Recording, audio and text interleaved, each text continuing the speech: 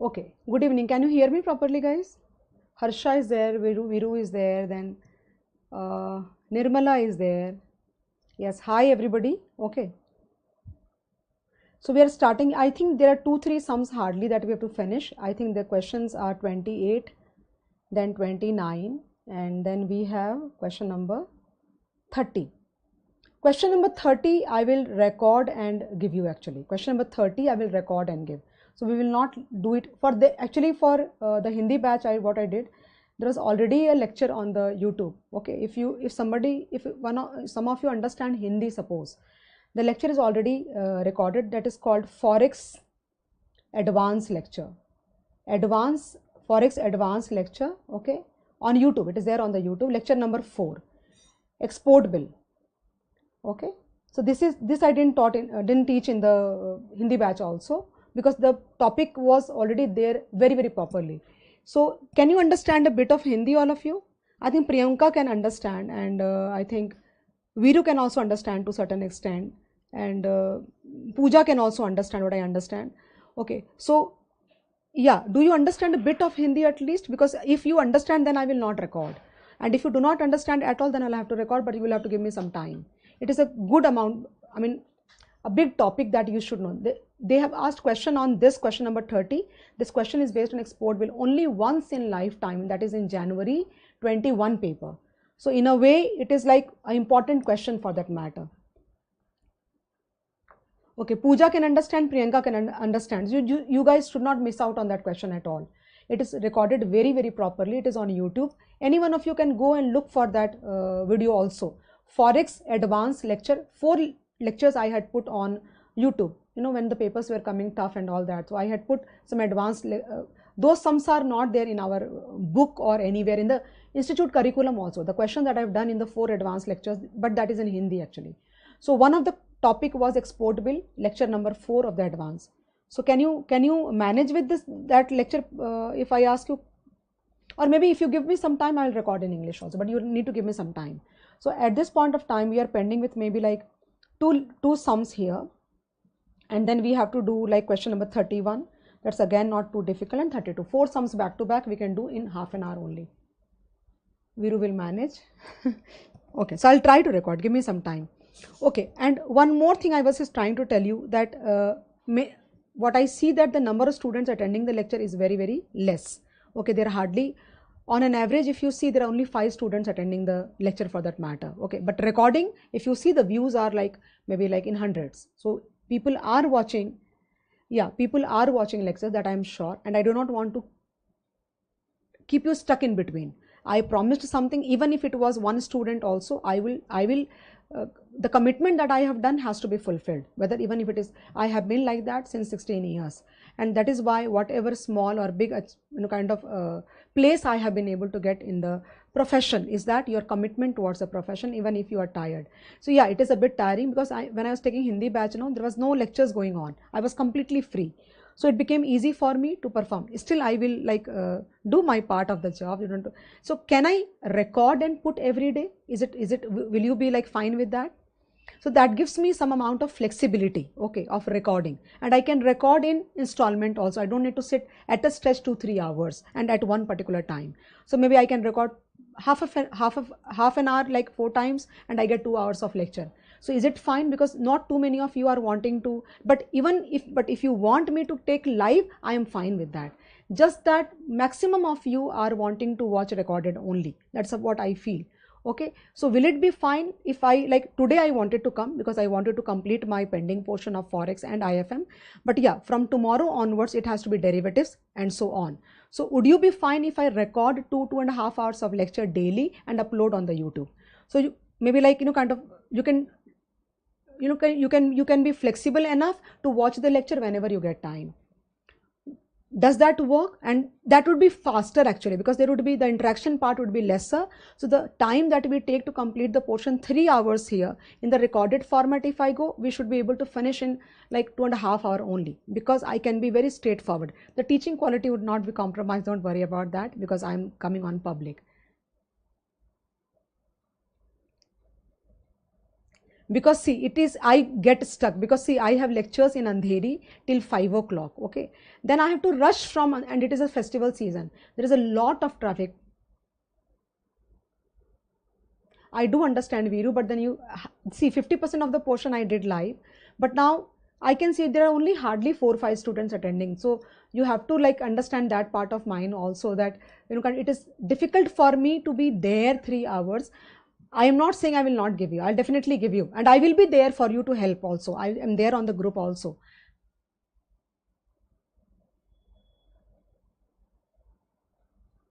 Yeah, I do understand, but then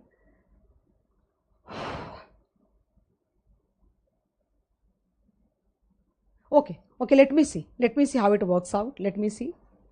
Relax, relax, relax. Don't worry. How are your studies going on otherwise? How are your studies going on otherwise? How are you studying like group 1 subjects like audit and FR? Are you doing well?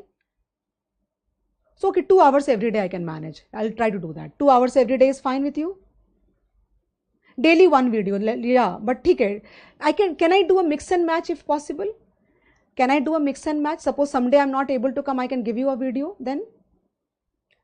So it is only 50% of the portion pending. 50% is already over. We have done with bond, we have done with equity, we have done with the forex and IFM also. So we are pending with 50% of the portion now. So can I do a mix and match like I can do? Yeah, right, no? So allow me, give me that flexibility because it becomes a bit easy for me. Otherwise, you could see that yesterday, and believe me, I have not done anything since morning today because I was feeling so sick and tired in the morning. I did not take any lectures since morning. This is the first lecture today as such I'm taking. I'll do it, yeah, yeah. Okay. है ना, that way. So at least I get less tired. Okay, that way. Otherwise, there is like I was fine. I mean, I was doing fine only, but then I think it is taking a bit of toll on my health, nothing else. So, invoicing. Coming back to the topic, yes. Okay, so invoicing. So I can take some breaks, you know, half an hour I record, then I take some break. Okay, so it keeps me a bit like mentally comfortable. Otherwise, I am a very hardworking person. Otherwise, I will not ditch you in between. Don't worry. Okay, so invoicing topic. Okay, so just to like catch up with the portion that we did yesterday.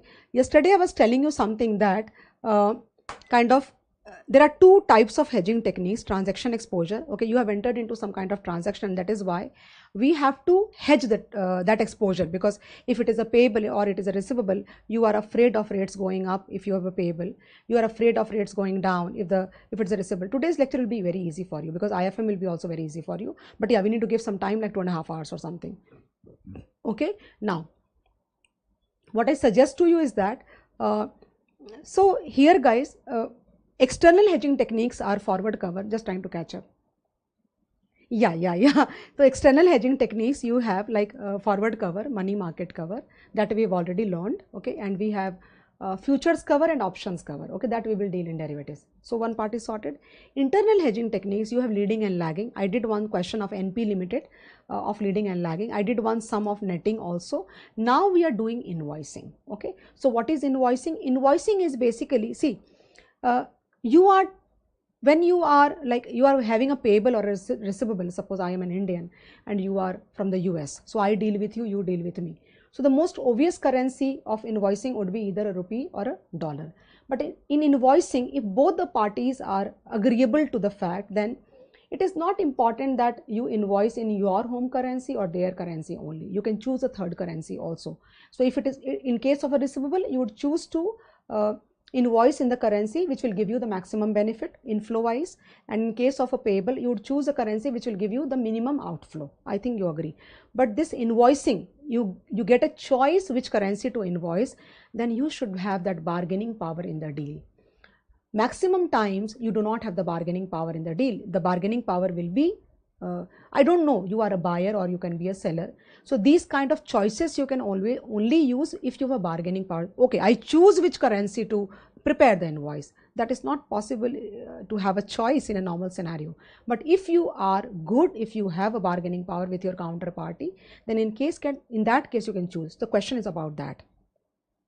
Okay, XP Pharma Limited, okay, has acquired an export order for $10 million for formulations to a European company. The company has also planned to import bulk drugs worth rupees 5 million from a company in the UK.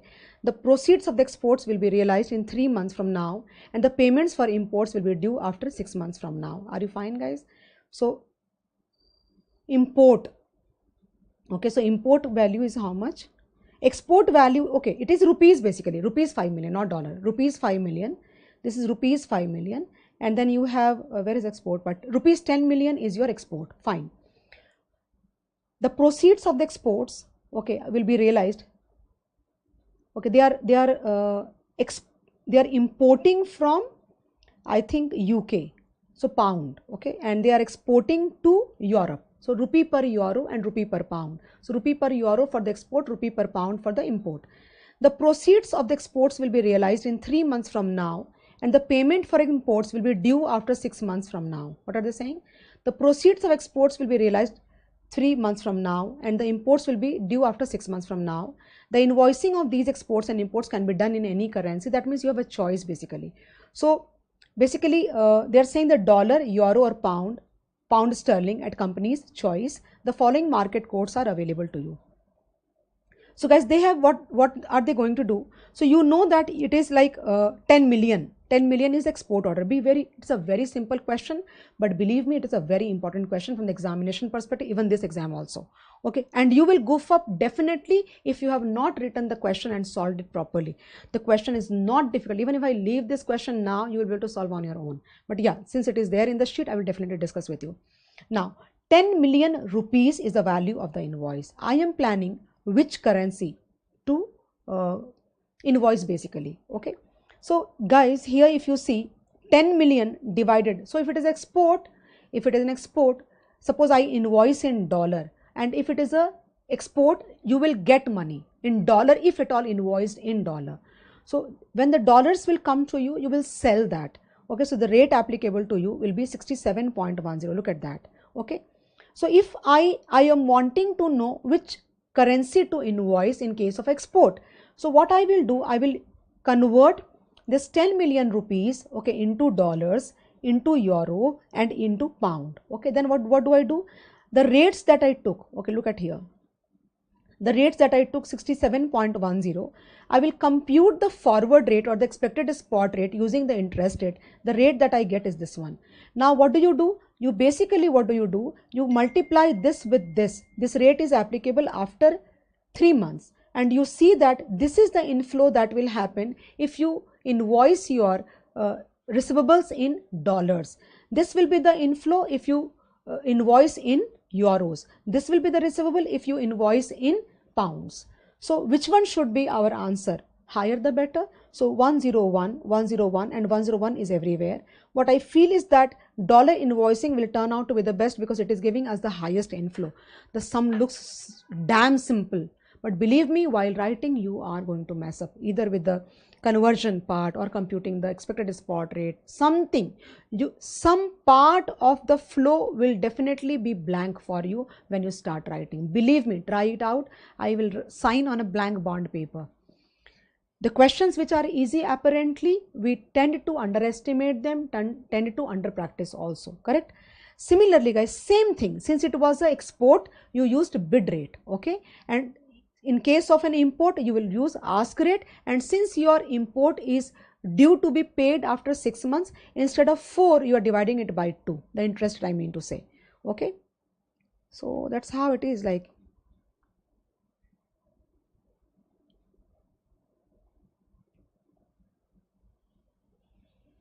guys, this is premium, be careful. This is annualized premium, okay? This is not IRP formula or something. This is premium. So basically 7% premium in 3 months, 7% premium per annum, okay? So 7% divided by 4. Nobody asked me that doubt. Did you understand this part? This is not IRP formula, all of you. That means in 3 months time, the dollar premium annualized is 7%. So what will be the rate of rupee per dollar after 3 months? Okay, so 0.07 into 3 by 12 if you do, okay, that is 1 by 4. Guys, are you comfortable here? So if you are comfortable, I will just proceed further because there is nothing that I can help you understand. It's very, very simple. The next very important question that is again a very, very obvious question that can be asked in the paper is question number 29.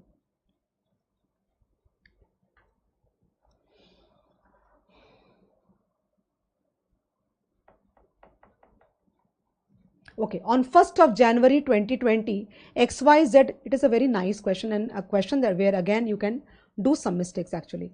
On 1st of January 2020, so all the people who are watching English lectures, these people are commenting already when they are interacting with me. There are lots and you are in lots and lots of number. What I do understand is that all the people of South India are very shy or something. You need to comment, you need to subscribe, and you need to like. That is what I'm asking for, or requesting rather. Please do it, it will help me. Okay, so that our channel comes up and maximum people can access these lectures for free, which can help many people, especially to those people who are financially in need actually, and they cannot afford buying the lectures. So I've made sure that I'm teaching best possible in this mode. Okay, so please share the videos with everybody, please do that. Okay, on 1st of January 2020, XYZ Limited, a laptop manufacturer, imported a particular type of memory chips from SKH Semiconductor from South Korea. Okay, you know what is the name of the currency of South Korea? South Korea won, like that. How do you write, you know? How do we write? It looks, and Chinese currency is yuan. Okay, Japanese currency is yen. And South Korea currency is South Korean won. You write like this. Then this is yen.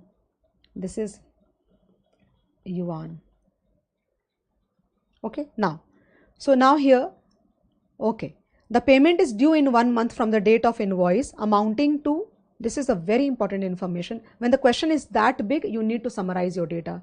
The first thing that you should do is summarize. You should write down payable is equal to 1190 South Korea. See, SKW means South Korea won.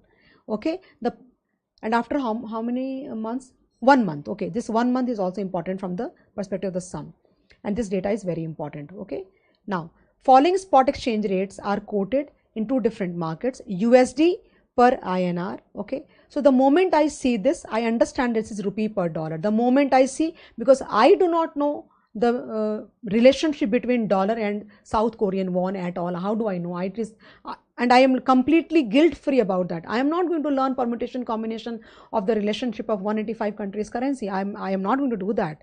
Okay, but I need to understand whether this rate is rupee per dollar, dollar per rupee. The moment I see 75 and this, I understand that okay, this is a rupee per dollar rate. Similarly, it is a South Korea won per dollar. The first thing that you should do is to rewrite the quotation the way we write. Since hedging of foreign exchange risk was part of the company's strategic policy and no contract for hedging in SKW was, you know what they're saying?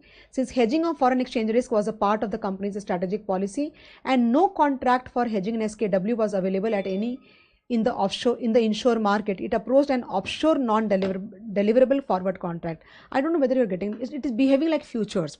So when you buy a forward, what happens? Suppose I go to the bank and I tell that I want to buy $1 lakh forward after 3 months. Okay, and the rate decided between two of us is rupees 83 per dollar.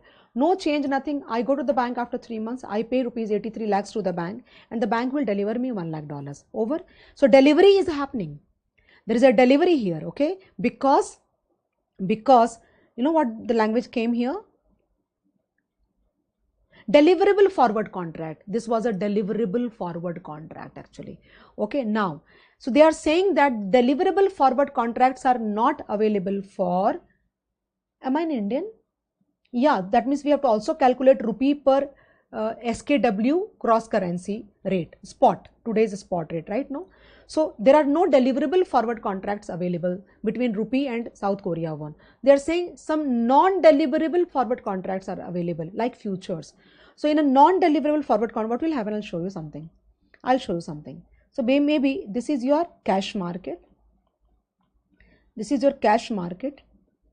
Okay, and this is your forward market, but this is non-deliverable, unlike the example that I gave to you. So what will happen? The rate, what is the rate, guys? What is the rate? Okay, so rupee per dollar and SKW per dollar. So if I take an inverse, I'll get the answer, right? So basically the rates that will be rupee per, can I write here? So rupee per SKW will be equal to 75 divided by 1190.75. Is it correct, all of you guys? I will take an inverse of this rate. What do you say? That becomes 1 by 1190.75 and 1 by 1190. So by doing that, what will happen? The rate will become dollar per South Korean won. Okay, and then we do 1 into 3 and 2 into 4. Guys, you need to participate in the lecture. Please tell me whether I'm going correct or not. How have they calculated? Yeah, they have done cross rate. Yes. So where do I write? 0.06299. Okay. And 75.5 divided by 1190, that gives me 0.06345. This is the rate. This is spot actually. Okay. So basically this means, guys, the spot, and it is a payable. So the rate applicable to me would be this one. This one, correct? No? The 0.06345 rate.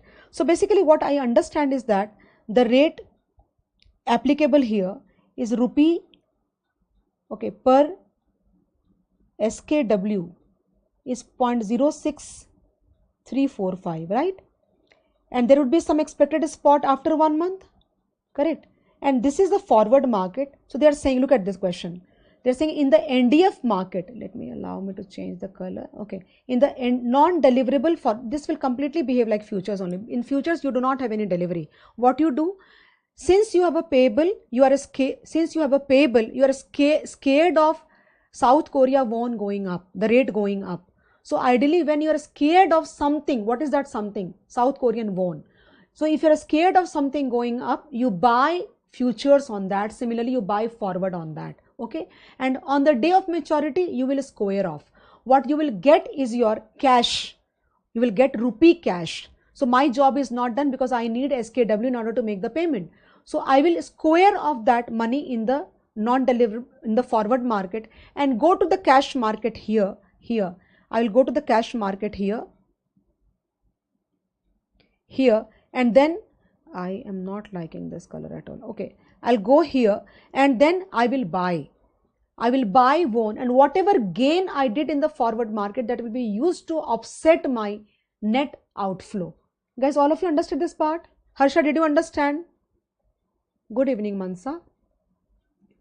Did you understand what I'm saying? So basically, if you have a deliverable forward contract available, I will take that money, 83 lakhs, give to the bank, take the delivery of $1 lakh, go home, make the payment to the client, and we are done. But if the deliverable forward contract is not available, but yet I want to hedge, how do I hedge? So you have a payable, you are scared of won going up, South Korea won going up. So you buy South Korean won forward. On the day of maturity, you cannot get a delivery. So you just, the way we do square, the way you cancel the forward contract, same. The way you cancel the forward contract, same. You will get cash. So if it is a gain, it will reduce your cost. If it is a loss, it will add up to your cost. That is what they are saying. Very good. Okay. In the NDF market, a dealer quoted 1 month South Korean won at this rate. Okay. Now for notional amount of $1 lakh. Fine. To be settled at a reference rate declared by the Bank of Korea. After 1 month, the dealer agreed for 1185. This is a settlement rate. This is a settlement rate. So you will basically buy at 1190.50 and you will sell or square off your contract at 1185. Oh, is it not a loss or something? I feel it is a loss. Have they calculated loss or something? Yeah, look at this. Where is that? Allow us to go like that. So you bought at, what I understand is you bought 1 month forward. It is a importer sum, right? Yeah, it is an importer sum. So basically you buy at 1190.50, okay, and you sell at 1185. That is what I think is correct. And then spot rates after 1 month are given to you. So basically what you will do, you will actually buy at, you will have to compute the cross currency again, guys. I think I should prepare the solution for this question. What do you do? It is very easy question. It is a very easy question, but the only thing is that they have messed up a lot in the solution. My solution would be very, very simple to understand. So you will calculate, using this, you will calculate rupee per SKW rate. Okay. So I was saying, na, here you need to buy. Okay. So you buy the forward here to hedge and you sell it here. You get rupee in return. Do you want rupee? Yes or no, everybody? Do you want rupee or you want South Korean won? I get rupee. If I was a speculator, I would have gone home because I do not have any real requirement. But am I a speculator? No, I'm a hedger. So I will have to go to the cash market again, buy my requirement, and whatever I earned here will set off my outflow. It will reduce my outflow if it is a gain. It will increase my outflow if I incur a loss. I think they are done. Do nothing and opting for the NDF contract. Okay, do nothing. Fine. So when you do nothing, what you are supposed to do, you will compute one answer as per this and one answer as per this. I can compute the rate also. 75.5 divided by 1188.50 and 75.75 divided by 1188. You will get rupee per SKW after 1 month spot rate. Okay. So you will calculate when we say do nothing. One answer as per this rate and one answer as per this rate, okay, the given one, and then take the difference to calculate how much was the exchange loss. Is it manageable, guys? All of you, are you able to understand? See, do nothing. Look at this here. Can you see that? Can you see that? So 0.0634 is our rate also 0.0634. 0.0634. Can you not see this? Can you not see this? You can see this, right? This is the rate. The ask rate because it is a payable. So look at that. Yeah. So the rate that they have taken is 0.0634 and multiply it with 1190 South Korean won and get this is an answer. Okay. Again on the spot, after 1 month, they again calculate and they get the value this. I told you that only. And then you calculate again your answer. So basically if you pay after 1 month, the exchange loss will be this one. If you do nothing, there is no hedging happening, correct? Now, in the hedging using NDF, non-deliverable forward contract, 100% it will behave like futures only. There is no change at all. Okay, now, since the company, I'll read for you. Since the company needs SKW after 1 month, it will take a long position. I told you it will buy, quoted at 1190. Did I not say 1190 here? I told you 1190. Okay, sorry. Okay. Guys, did you understand one thing? They are saying that, okay, it was like, kind of, yeah, it is happening because we did not write now to understand how the rate is. That is why it is important to write the rates. Allow me to write the rates, then possibly, the quotation is of SKW per dollar. There is no rupee only here. Even I missed out on that. Did you understand what I'm saying? I'm saying that in NDF market, a dealer quoted 1 month SKW. Wait a minute. So one rate is SKW, okay, per dollar. Till the time you change it, it doesn't give you a good feeling. You will, at least I think that we should convert. And the rate to wind up is SKW per dollar, okay, is equal to, where is that?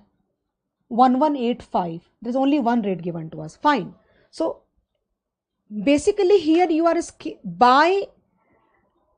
are you getting the point what it is saying? So I am scared of SKW going up. Yes or no?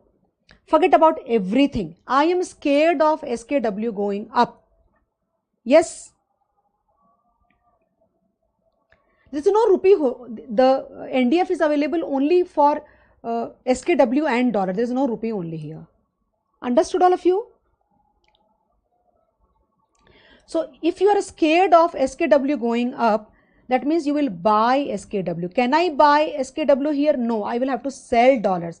So you will sell dollars at 1190 and you will buy dollars again at this. Are you fine, all of you? Okay. You are scared of SKW going on up. Ideally, you should buy SKW. I cannot buy SKW. That means I'll have to sell dollars. So I sell dollars at this and I buy dollars again at this. Are you fine? So basically, guys, what will happen? You will get an answer. I'll show you something very petty actually, very simple, but still. So cash, it's a easy sum. Cash flow will be equal to sell rate minus buy rate. Okay. So basically buy SKW, that means sell dollars. Okay, so SKW 1190.0 per dollar minus SKW. If you write the whole thing, you will not commit an error, because guys, we are not comfortable with the other currency actually. So what is the value that I get? Look at this. So it is 11, and if I change it SKW, okay, so 1190, okay, minus 1185, I get SKW 5 per dollar. Okay, so this is the gain that you are having, SKW 5 per dollar. So what we can do, if we do this, depends on the number of lots that we have done. Depending on that, will this not reduce my requirement to buy? Yes or no? For example, I want to buy how much? My requirement is how much? My requirement is 1190 million. Okay, my requirement is 1190 million. Okay, so don't you think that it will reduce my requirement? If I have a gain, I can set off my requirement. Yes or no? Now let us see the solution. And they buy 1190 million and sell, look at this, buy 1190 million, sell dollar. Did they not write the same thing? Okay, oh, okay, so buy 1190 million and sell dollar. Okay, and this is the benefit that they are getting. So basically guys, they have done for 1190. Are you fine, all of you guys?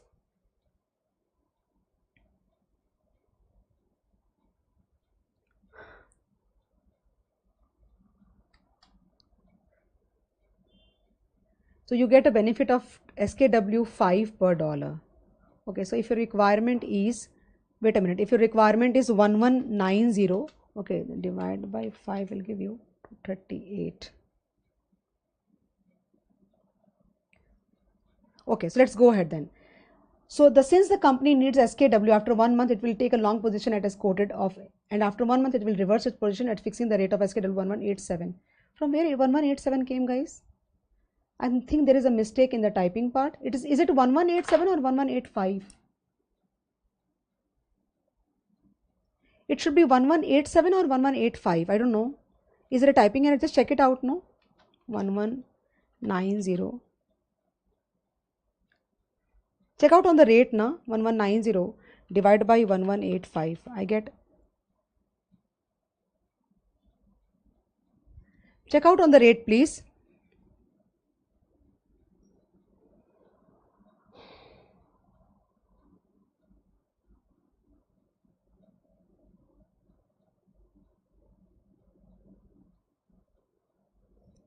If you want to go their way, na, if you want to go their way, I can do that also, not to worry.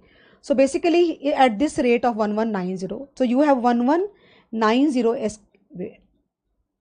SKW 1190 million, correct?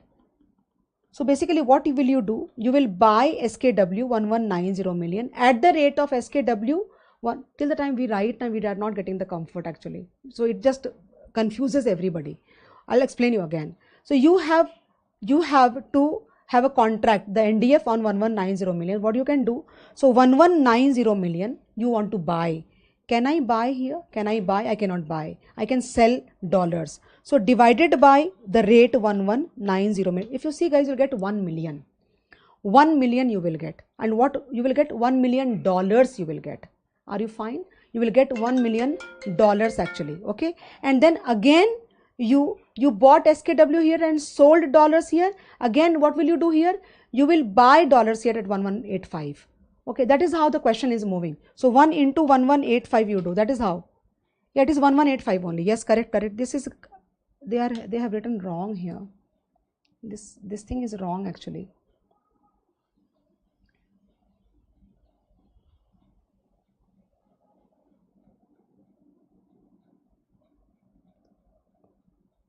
Okay, that is how it is moving ahead now. So profit is 4219. Okay, and then you can multiply that rate 75.50. So give me a second, please. Give me a second, please. I'll just tell you how to do it more easily actually, because have you been able to understand this solution of theirs, or should I give you an alternative solution? Have you been able to understand their solution?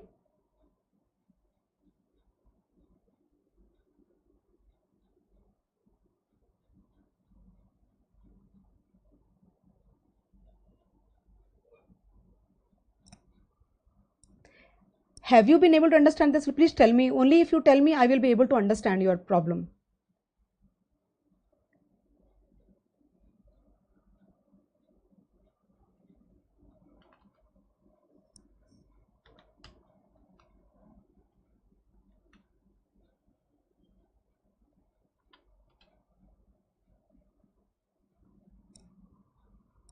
Guys, please allow me to understand whether you understood this or not.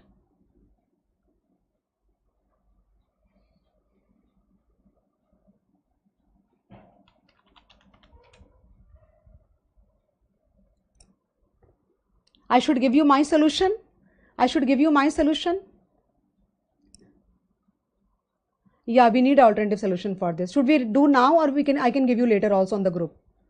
Should we do it now, or should I give you, because they have messed up a lot actually. I don't think we don't need to do so much of calculation at all. What are they doing? I don't understand only. So they are buying and then they are selling.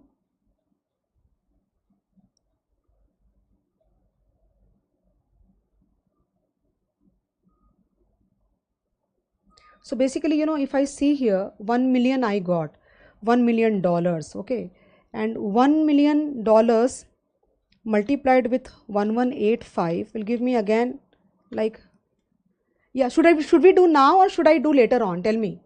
Should we move on at this point of time, and should I give you the solution, because it is very irritating. In the Hindi batch also the kids told me that, ma'am, please prepare a solution, or we should prepare a solution.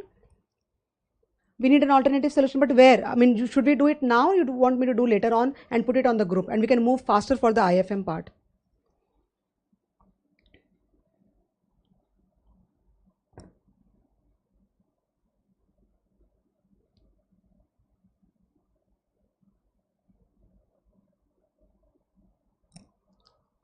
So if you are at all confused, tell me, did you understand till here?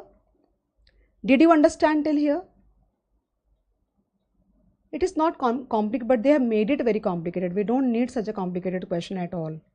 So that is the problem actually.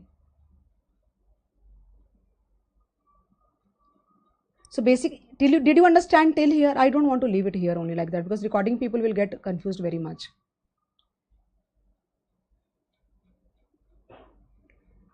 This one, did you understand till here? Till this was good? Till this was good?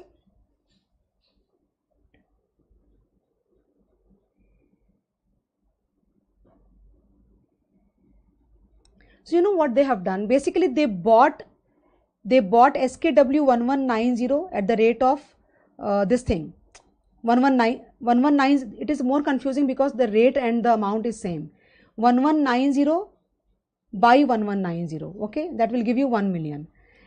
What they bought, they sold, and they sold that same 1190 million. Okay, in order to buy 1190 million, in a way the outflow was this one. Okay, and then they sold 1190 million at the rate of 1185, and the difference between, and for when they sold the same, they got this amount. The difference is this, and this gain was multiplied at the rate of this, and on the spot rate you bought this amount of you had to pay this amount in order to buy 1190 million, and the gain was taken as an offset.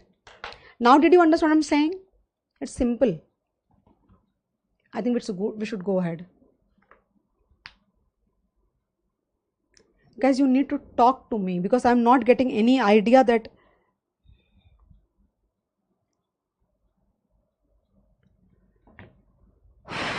it's very hot also.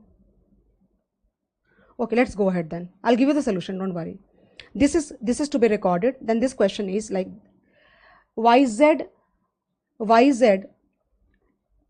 has taken a 6-month loan from its collaborators for USD. How much is that? I think the amount is $20 million. Interest payable on maturity, LIBOR plus 1%. Okay. The following information is available. Spot rate is rupee per dollar. 6-month rate is given to you.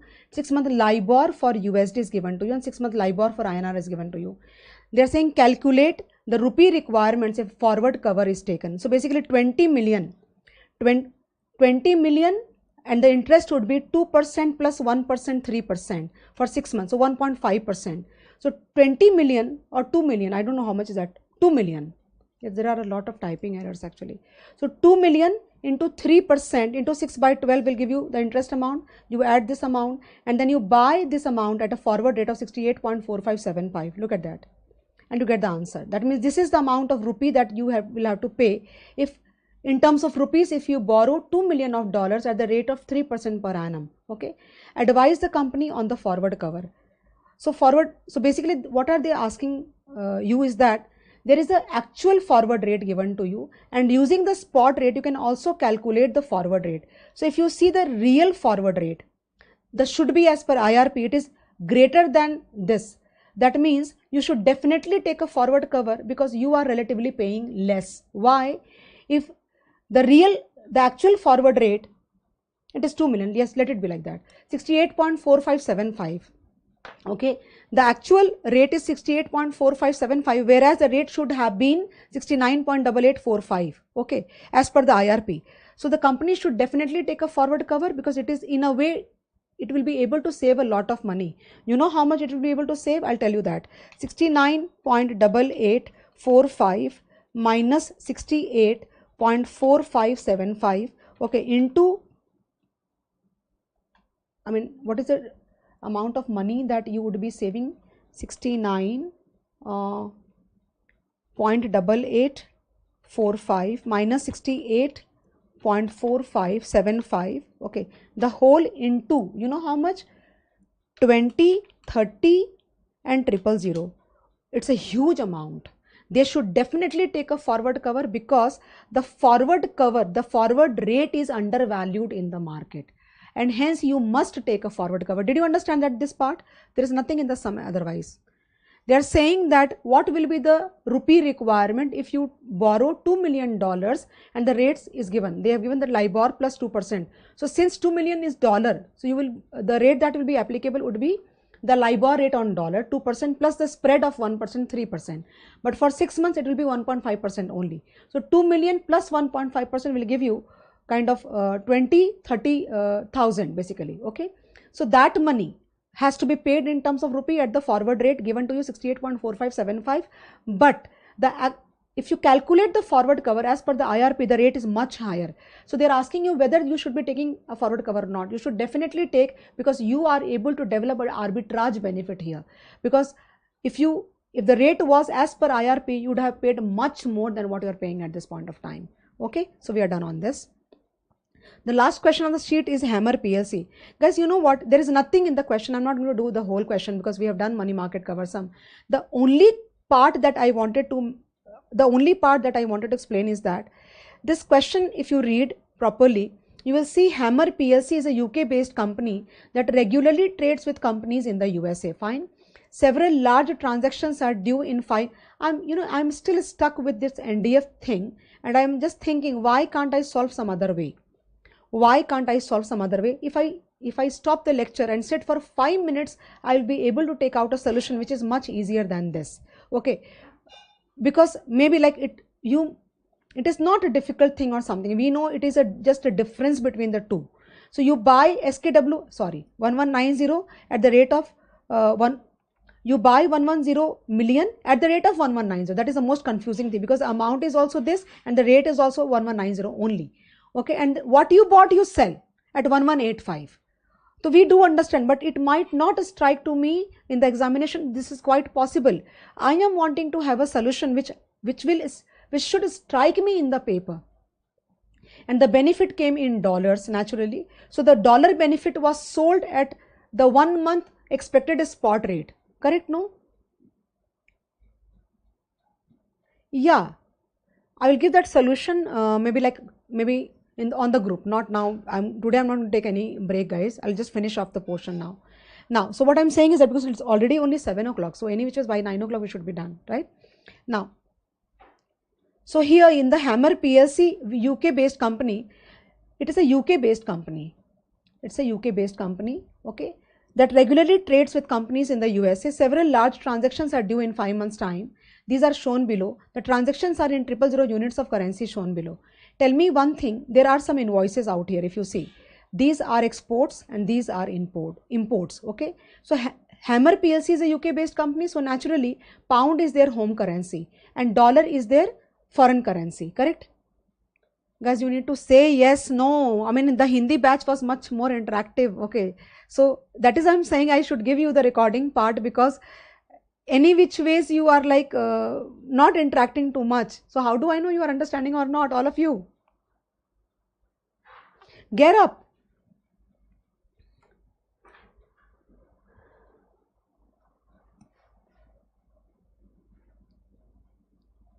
See, there is a person on the stage, so the crowd has to motivate the person to speak. No, so only one guy. This, yes, ma'am. Okay, so tell me one thing.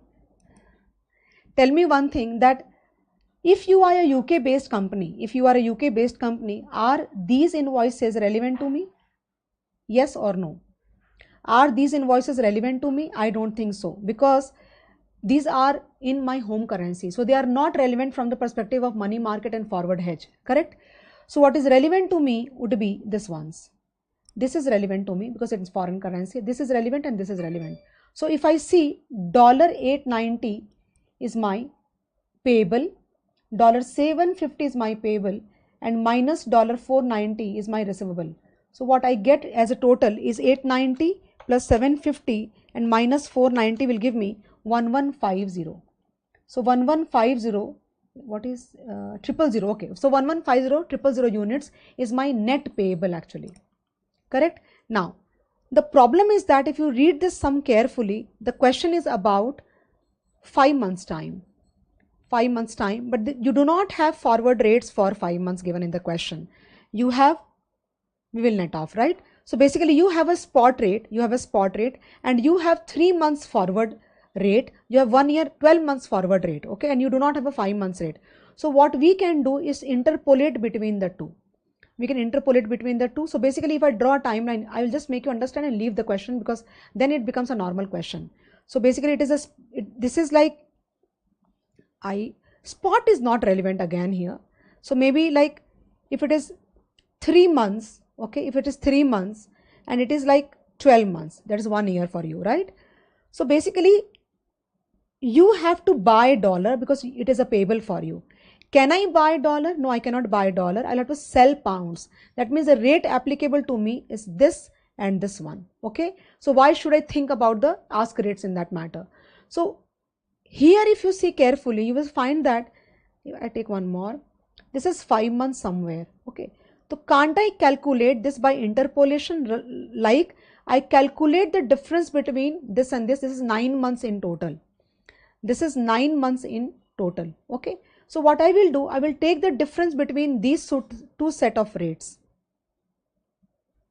The total difference between this and this, okay? This gives me 1.89, okay, 01 minus 1.9066. The total gap is 0.0165, and could you see that the rate is going down? It is going down, okay? So could you say that if the total gap is 0.0165, that is for 9 months, okay? So here if you see the adjustment, you'll see when the time increases by 9 months, the rate goes down by this amount. So when the time increases by 2, this is 2 months, okay, then the rate should go down by cross multiplication, I get the value. And since the trend is downside, I will reduce this value from 1.9066 and we get the 5-month forward rate. Are you good, guys? There is nothing more I can make you understand in this question. So there could be, this question is not of ICI, this question I have put from my side. So any which ways, guys, you have to understand one thing for sure, and that is that you will have to like be very, very careful whether I intentionally took the rate where the rate was going down. If the rate was going up, instead of deducting 0.0037, I would have added actually. Yes. So we are done. We are done with Forex completely. Hardly 3 questions were pending. Now I am moving to IFM. I think I have not given you the sheet. Okay, can we take a 5 minutes break before we start IFM? I will just give you the sheet, guys. Wait a minute, please. Wait a minute, please. I have in front of me only. I'll just go there. Oh.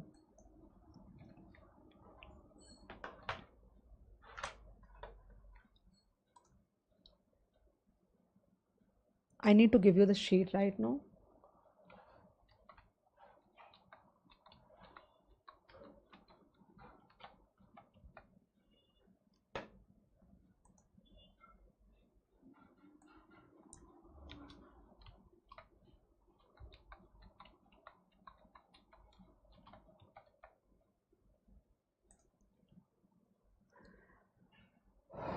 take a deep breath, okay? Because we'll start now. You will not take much time in IFM because I will just explain you a few questions, because there is nothing complicated. It is forex only. It is not something very difficult that you would be like very bugged up or something. So I need to give you.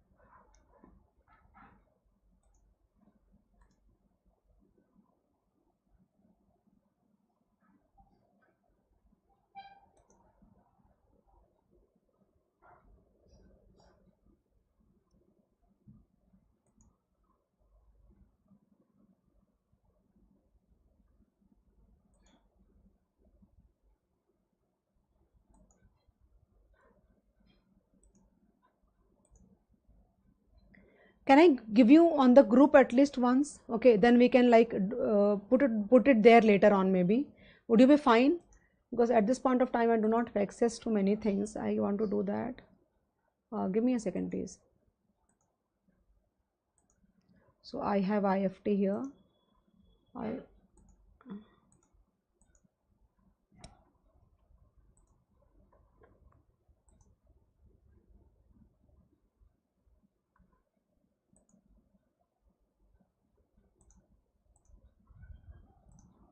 I just give you on the group. Will it be fine, guys, all of you, if I give you on the group?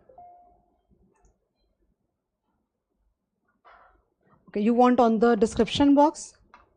Fine then. Give me a second and I'll do that also. Don't worry. I'll do that. Give me a second but for that.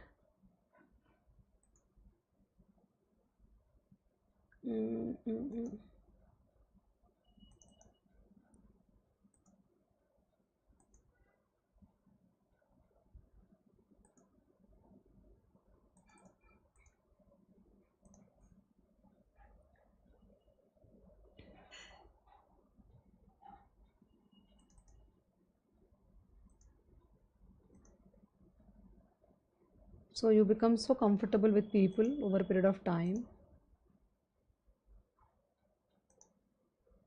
Done. Give me a second, bus. It's done. Copy link. Okay, I go here.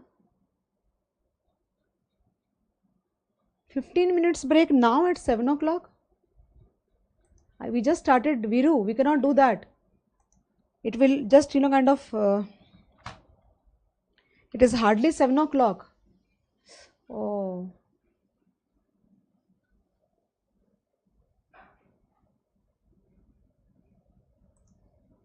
Are you able to check? Please check the link. No, are you able to get it? We just started the lecture. Because I have other things scheduled also. It becomes a bit difficult for me then.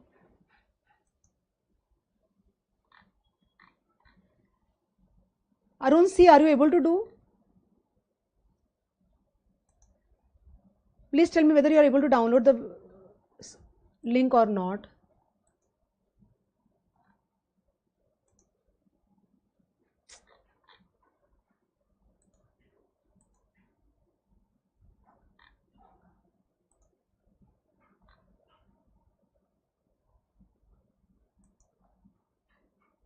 Are you able to download? Please tell me. Yes. Arun, are you able to? If you want, I can send you on the group also. Give me a second only.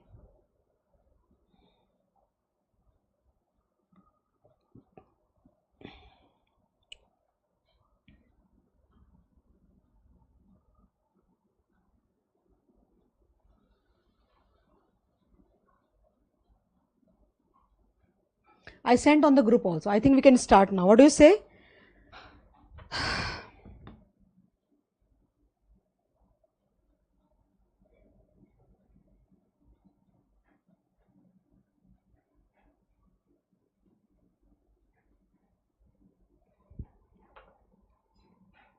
Okay, fine. So let's start then. Okay. So what is that part that you have to study from the perspective of this thing? Okay. So basically you will have to, guys, know only a few things about international financial management. It is nothing but capital budgeting. It is nothing but capital budgeting, okay, and in foreign currency. Suppose you want to put up a project in US or somewhere, or they want to come India, the cash flows would be in foreign currencies. That is what is topic all about basically. So there are few things that you have to make sure. Number one, since there exchange fluctuation is involved here, definitely there is a concern in comparison to domestic capital budgeting. Number two, you should also be very much you should be careful about the political instability of that country. For example, if I put up a project in US and there is some political instability out there, then I get worked up naturally, because it will affect my cash flows and all that. Then there could be repatriation controls that their government can say, okay, you are earning 100 million this year, but we will not allow you to take all the 100 million this year. You can take them into pieces or something like that. These are the concerns in international capital budgeting. They can ask you this part in theory, but from the sums perspective, I can tell you only two things. Number one, look for your cost of capital. It might not be given to you in the question, that you have to calculate. Number two, exchange rates would not be given to you, that you need to calculate again. So for computing the exchange rate, they will give you either two inflation rates or two interest rates. If they give you two interest rates, it will be IRP theory, and if they give you two inflation rates, it will be purchasing power parity theory, and then we would be sorted for that matter. It is for Forex.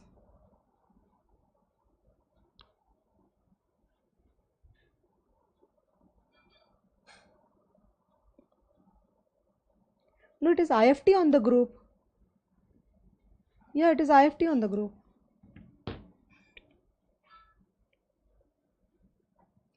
So multinational capital, so I start studying from here. Multinational capital budgeting stands for long-term investment like a project, but outside the country.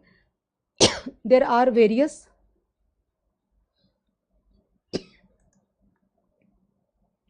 yeah, it is IFM only. Multinational capital budgeting stands for long-term investment like a project.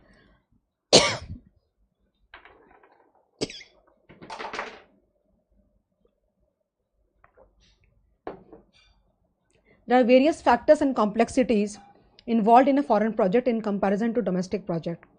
What we can do now, guys,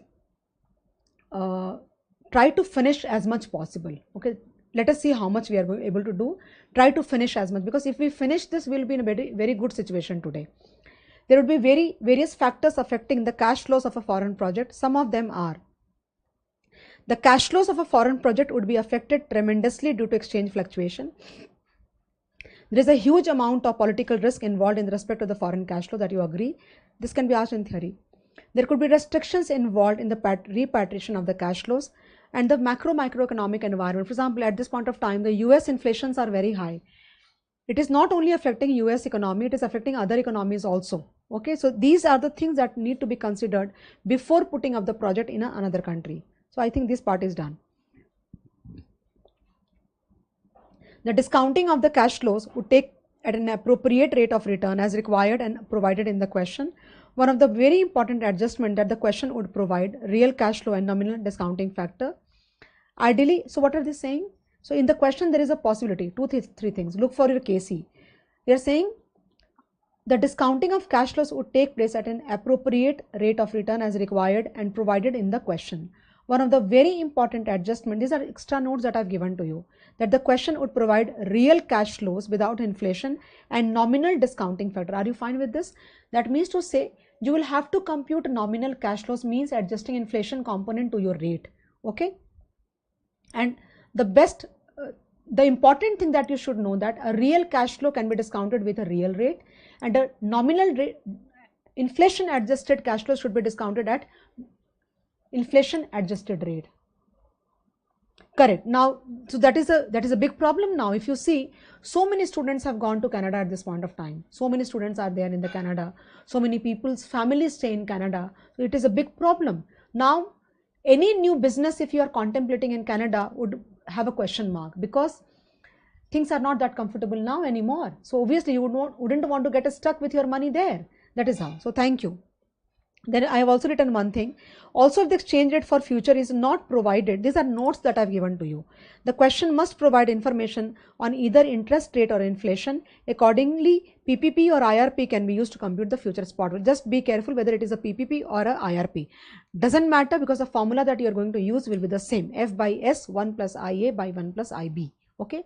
If it is interest rate, IA and IB are interest rate. If it is inflation rate, IA and IB would be inflation rates, nothing more than that.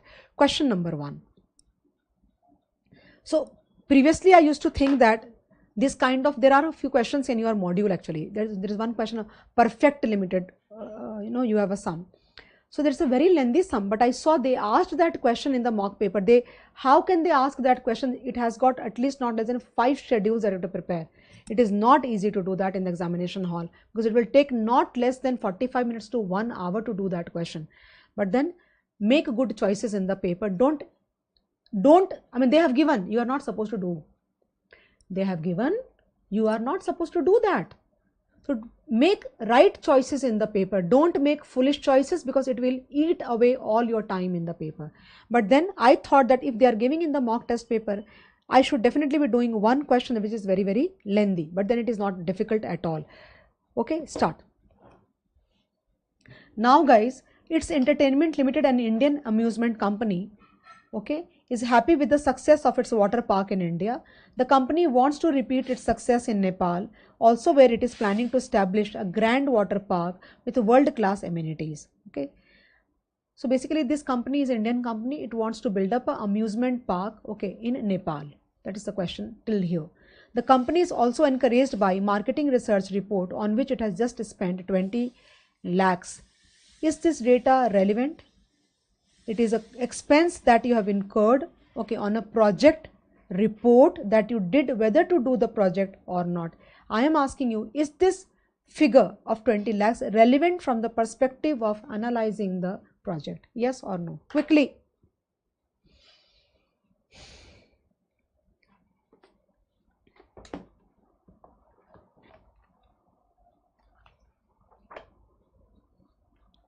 Yes or no?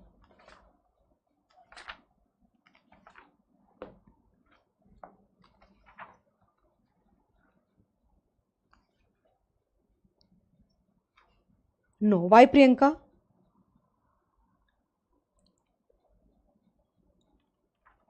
Why is it not relevant? Why do you think it is not relevant?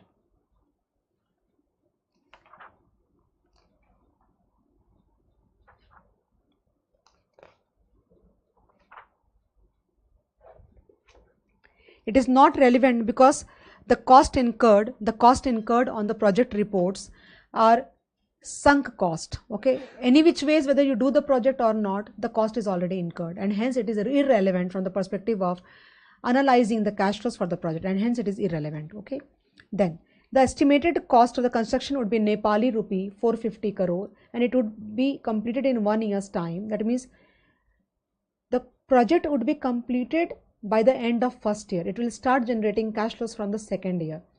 Half the construction cost will be paid in the beginning and the rest at the end of the year. That means 225 would be paid at 0 and 225 would be paid at the end of year 1.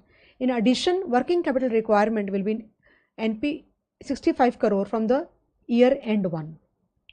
What I understand is that if I see a timeline, at 0 it is 225 negative, at 1 it is 225 negative and plus 65 negative on the name of the working capital, which would be recovered at the end of the project. Okay, because working capital is not some kind of expense. It is just in order to keep your business smooth, you invest some amount like debtors, because the debtors have not given you money immediately.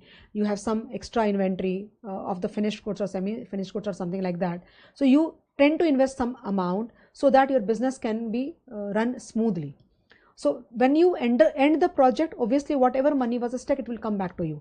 You have not spend the money the way you spend it to buy a land, to buy a factory, to build a building or something like that. Okay, please be very clear on that part. The after tax realizable value of the fixed assets after 4 years of operation is expected to be NPR 250 crores. Okay, you will realize 250 crores. This is the post tax salvage value. Okay, Under the foreign capital encouragement policy of Nepal, company is allowed to claim 20% depreciation allowance per year on the reducing balance basis subject to a maximum capital limit of 200 crore. That means, I don't know how many years project is this. How many years? Have they mentioned somewhere how many years?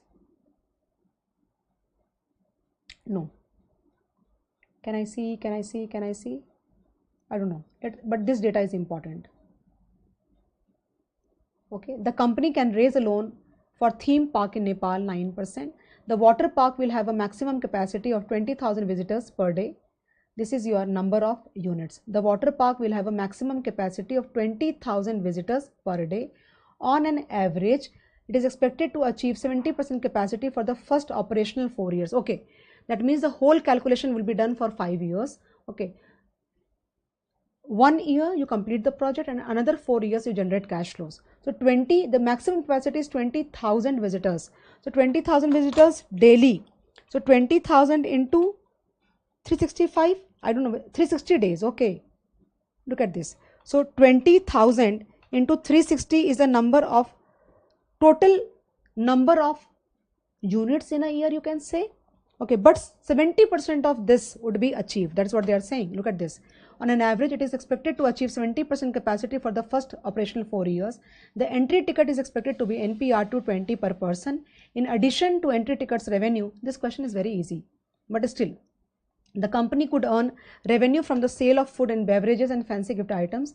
The average sale expected to be NPR 150 per visitor for food and beverage and NPR 50 per visitor for fancy gift items. The sales margin on food and beverage and fancy gift item is 20% and 50%.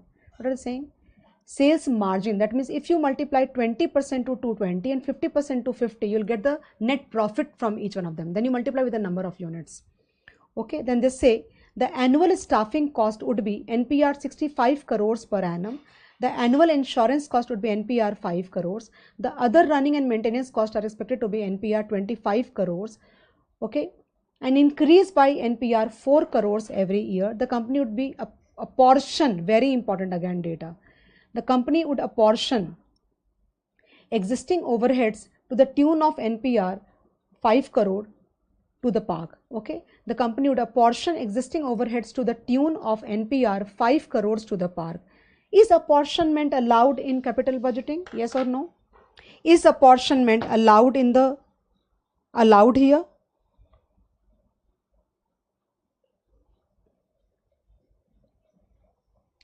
Is apportionment allowed? What do you think? Is it allowed apportionment? Suppose I run a class, okay, and one of my staff says, ma'am, kind of this part of your class is usually not engaged, so let us open a traveling agency. Possible? So if suppose the rent of my class is 2 lakh rupees, no, it is not allowed, Harsha. It is not allowed. Apportionment of existing overheads are not allowed. Okay, it is not allowed at all. Why? Because even if you do not put up the project, that cost is any which ways getting incurred. So the principle of cash flows says that in order to, in capital budgeting, that, okay, any apportionment of existing overheads is not allowed. For example, if I am giving a rent of 2 lakh rupees for my class at Andheri in Bombay per month, okay, if I open a new project like a traveling agency, okay, in a corner, I cannot apportion the pro rata rent to that travel agency while I am analyzing that project. Not allowed. But if I rent a new space to run the travel agency, then that rent will become comfortable. Okay, so be very careful on that part. All cost and receipts, okay, excluding, be very careful here, construction cost, assets realizable value and other running and maintenance cost above are at current prices, which are expected to increase by, okay, everything will increase by 5% per year. The current spot rate is NPR 1.60 per rupee. Okay, the tax rate in India is 30% and in Nepal it is 20%. Okay, the current WACC of the company is 12% is given to you. The average market return is 11% and RF is this. The company's current equity beta is 0.45. The company's funding ratio for the water park will be 55% of equity and 45% of the debt. You know what? I told you something while I was teaching equity to you. I told you one thing. Did you not learn asset beta concept there? So while learning asset beta concept, I told you that it can be used anywhere. So basically what will happen, you know what? They do not know the cost of capital that should be used to discount the cash flows of the project that will be put up in Nepal. Okay, they do not know that. So you will have to first calculate the asset beta of a similar project in Nepal, okay, and then apply your debt equity ratio, okay, to compute the equity beta for this project, apply RFRM to get the RE, and then you can use the KD whatever given and the debt equity ratio to compute the new KC. Are you good? I said a lot many things actually at this point of time. Could you understand?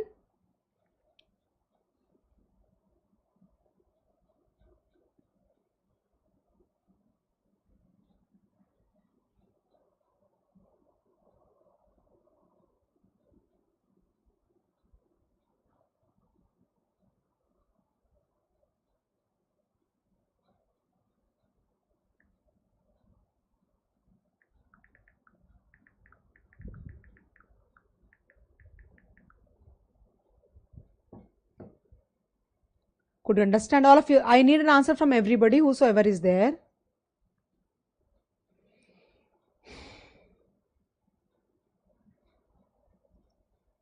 Okay, I think I'll go ahead now because waiting would not help me. Being a tourist place, the amusement industry in Nepal is competitive and very different. Correct, na? Is very different from its Indian counterpart. The company has gathered. Look at this. They just started giving you some kind of intro here.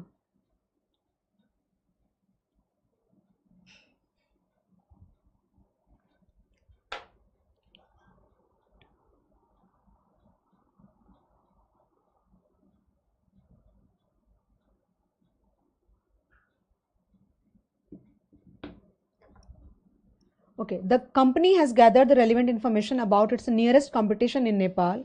The competitor's market value of equity is this. You know what will happen? There is a formula that I had taught you. Look at this formula. Do you not remember this formula? I'll write as per our method. So it says BE BA 1 plus D by E into 1 minus T. So what will you do? You will first put up the competition data.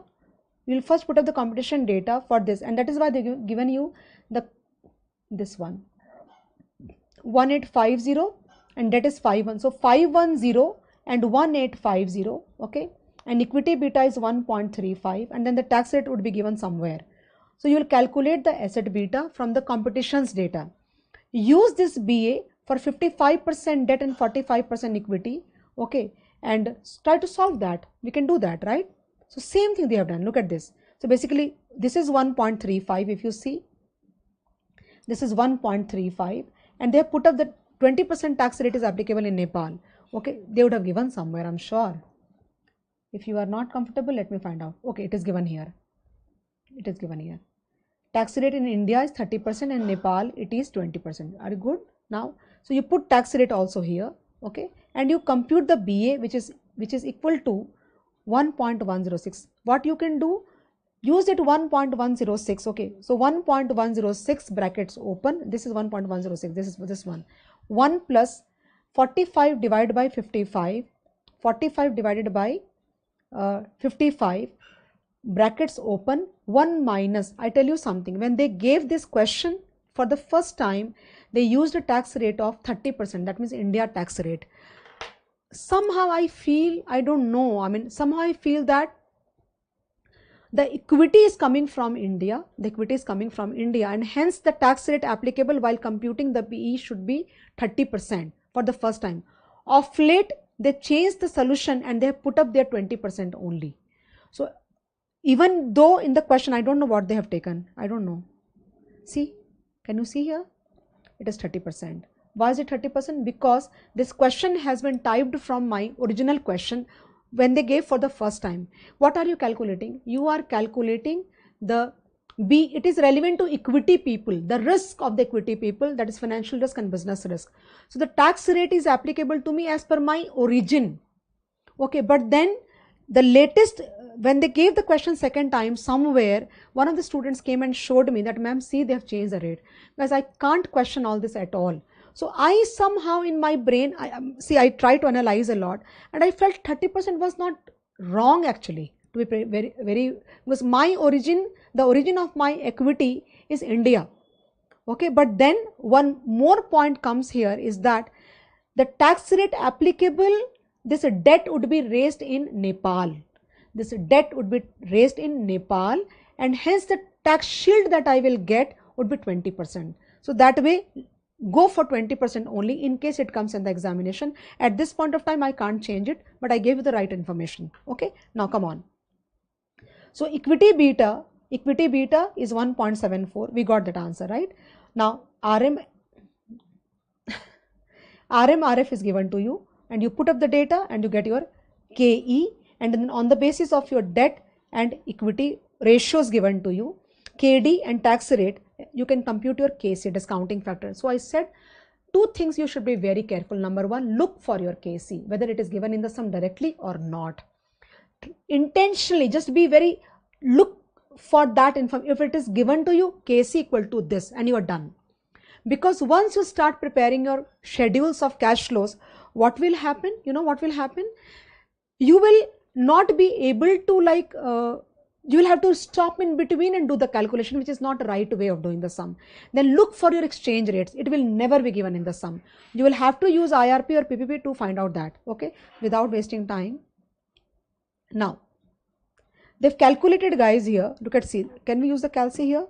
So 200 crore opening balance. They said that the maximum depreciation that would be allowed to you would be 200 CR. Okay, less depreciation, 20% is a depreciation, if you remember. So 200 into 0.2 will give you 40, and the closing balance. It is not difficult. I'm not going to do. That means year. Yeah, this should be 2, 3, 4, 5, because you are in the process of building up the project. You are in the process of building up the project till year 1 actually. Okay, so 2, 3, 4, 5 it should be. It should not be 1, 2, 3, 4. Okay, that way. I'm sure this is very normal for you. We are ready with the data. Now, come on. So 360 into 20,000 into 0.7 if I do, did you get 50,40,000 visitors or units for that matter? Please apply your calc. So 20,000 visitors per day, and they will operate for 360 days. Into 360 into 0.7, because they would be operating at 70% capacity for the coming 4 years. So this is your data. Okay. Then entry ticket. Guys, entry ticket, how much is inflation? Can anybody tell me?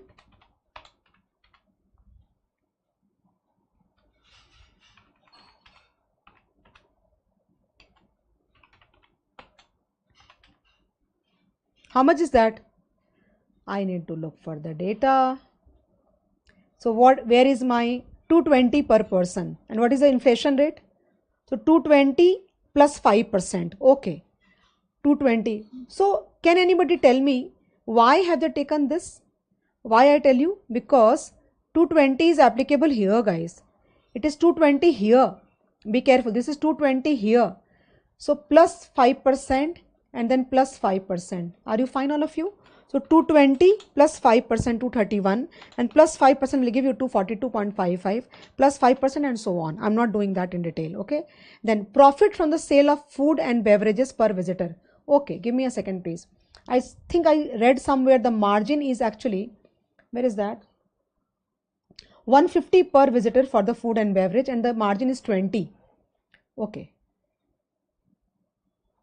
150, no? So 150 into 0.2 and plus 5% and plus 5%, it gives me 33 point. It is correct only. So can I write here 150 into 20% plus 5% and plus 5%. Keep on doing plus 5%, you'll get the data. Then 50 into 0.5 plus 5% and plus 5% will give me 27.5. So I'm correct only. So 50 into 0.5. No. Okay, 20 into 50%, whatever, 25 plus 5% and again plus 5%. If you do, you will get the. So take the net, you will get the revenue per visitor, total revenue multiply with the number of units, and then less annual staffing cost. If you see the staffing cost, what was the staffing cost? Can anybody tell me here? This topic is not difficult, but yeah, I don't know, maximum students leave this topic, I don't know why. 65 crore, okay, so 65 crore plus, where is that? Yeah, 65 plus 5% and plus 5% will give you 71.66. So 65 and plus 5% and plus 5% and so on will give you the staffing cost. Then annual insurance cost, whatever they have given, guys. Let me check out what is insurance cost, guys. If you tell me, it will be easy for me, and that would be a kind of participation also. Insurance cost is how much? Where is that insurance cost? Oh, and why am I not able to look? 25 crore. Correct na? No, this is the maintenance cost actually. Running and maintenance cost is 25 in the first year of operation, which will increase, okay, 25 in the second year, 25 plus 4, so and on. And then what was the staffing cost? Tell me, no?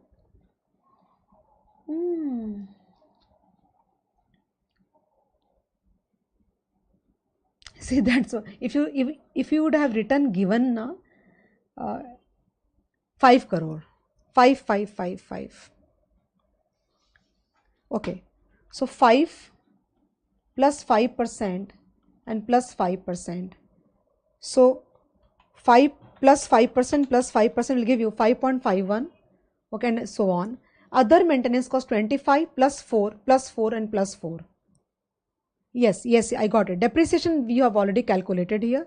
Total expenses, PBT, tax at the rate of 20% you will do, and then add back depreciation. And do you think it is so difficult for you?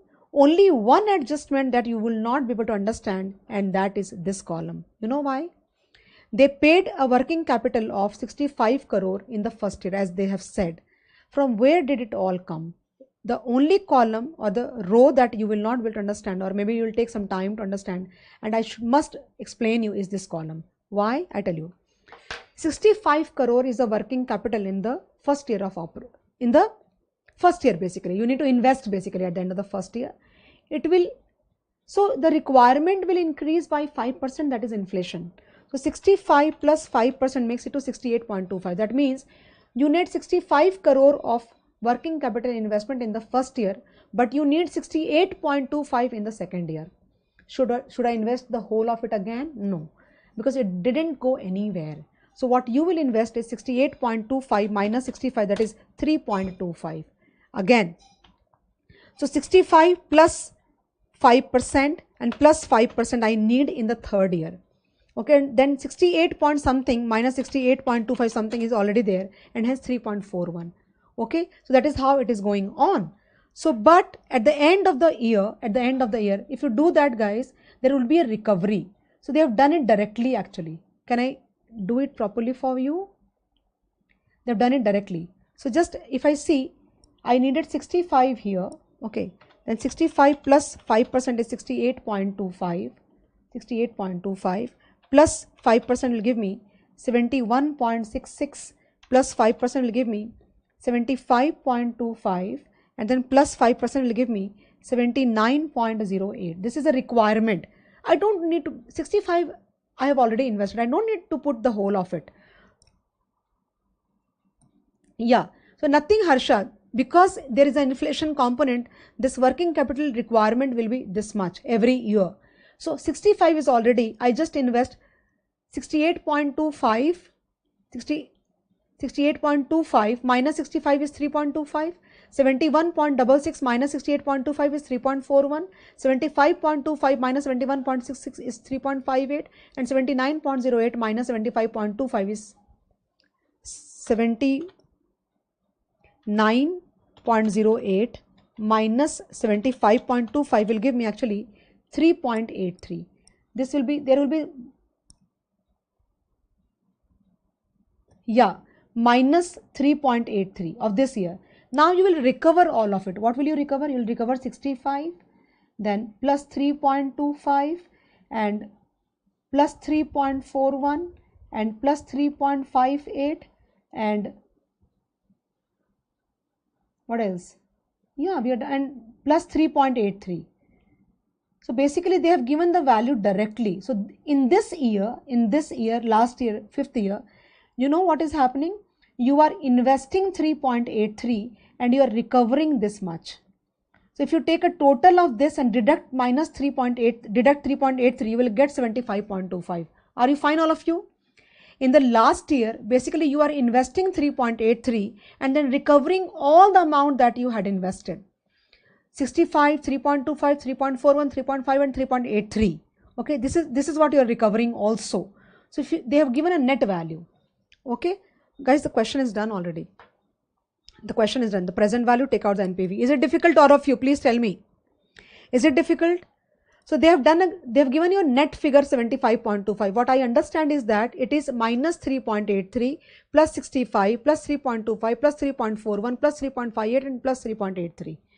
If you are good, I would want to move on to the next question. It will not take more than maybe like 1.5 hours to finish the topic now. We are very good. Going by 9, we should be done.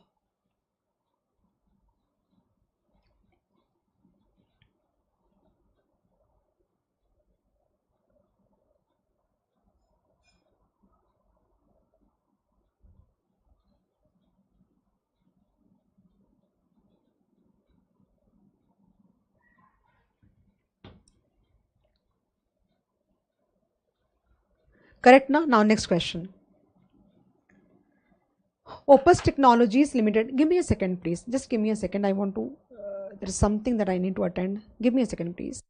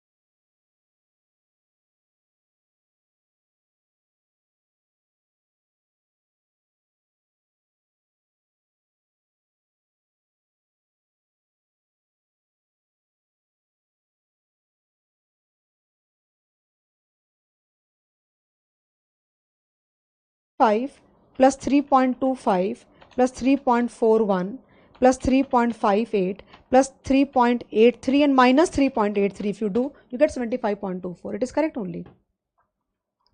Okay, so basically it gets cancelled out. That is what 75. So it is done, guys. So Opus Technologies Limited, an Indian IT company, is planning to make an investment through a wholly owned subsidiary. It is a very easy question again. Okay, the inflation in India, in China is estimated as 8%. Operating cash flows are received at the year end. For the project and initial investment of Chinese yuan, this is the initial investment will be in land. The land will be sold after the completion of the project at an estimated value of 35 lakh yuan.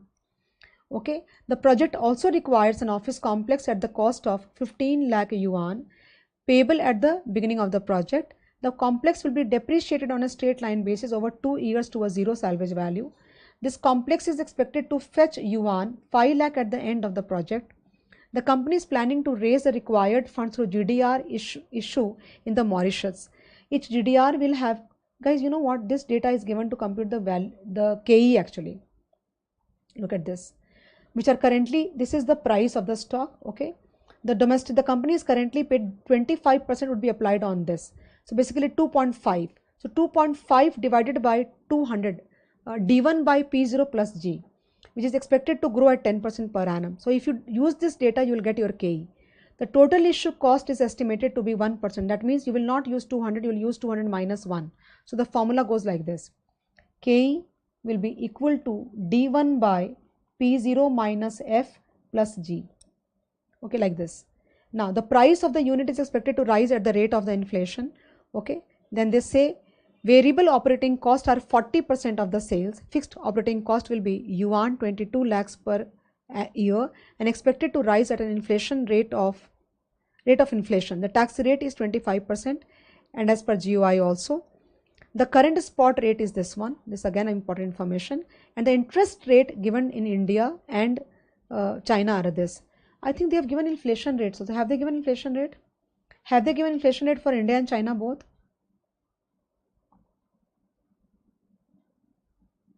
What is inflation rate? Can you locate that?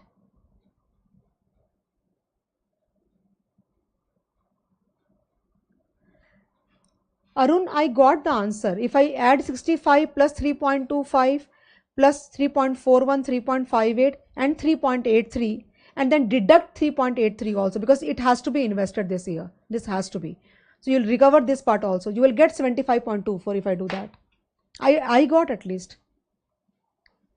Okay. So I don't know. I'm not able to locate. Where is what is inflation rate, guys? Could you see?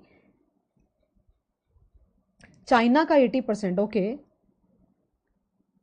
So let it be then. Okay, first of all, guys, you will have to calculate the exchange rate actually. Using this, look at this, they would have given the exchange rate calculation somewhere. They have not given. Fine. So first of all, they have calculated the post-tax salvage value of the land and building. Third line. This is what I like always miss out. Yes, thank you. Now going ahead. So first of all, it is an easy sum. Since we do not have that kind of time, I cannot go into that kind of detail and time, but this is an easy sum. I give you some fair idea about the sum. Guys, you will have to first calculate the post-tax salvage value, okay? So the land that you bought is of 30 lakhs. Salvage after 2 years is 35 lakhs. Capital gain 5 lakhs, okay? Land cannot be depreciated at all, okay? You should know that being a chartered accountant student. The tax on the capital gain 25%. So when you sell off the land at 35 lakhs, after paying the tax at the rate of 25% on the capital gain, that is 1,25,000, this is the post-tax salvage value of the land. Similarly, if you do for the building, okay, the office is of 15 lakhs. Book value on the maturity is 0. Book value is 0 because 100% of the value is depreciated, yet you will be able to sell at 5 lakhs. That is your capital gain. You again apply 25% tax. That is the tax not tax shield. You have to pay the tax 1,25,000.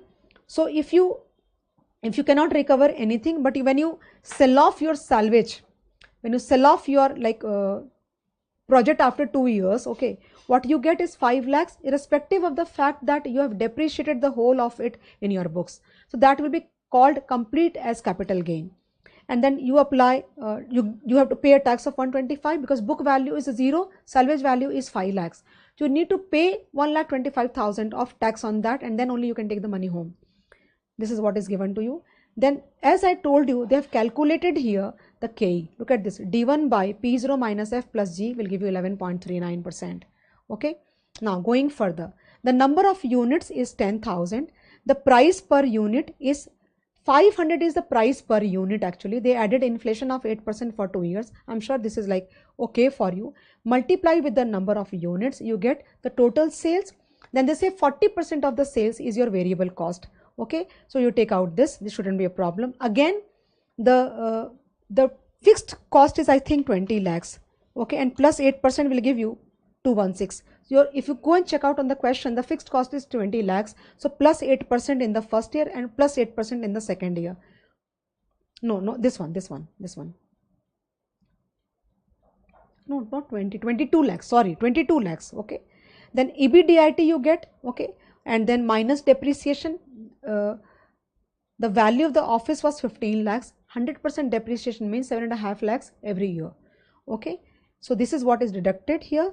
You get EBIT, tax rate, no PAT, add back depreciation, you get operating cash flow, okay. I think we are good actually, guys. And then we prepared the proper cash flow. So 45 lakhs, 35 lakhs is your for this thing, what do you say?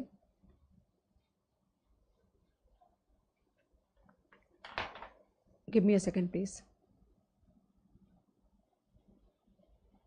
Yeah, so 30 lakhs of land, I just missed out on the data.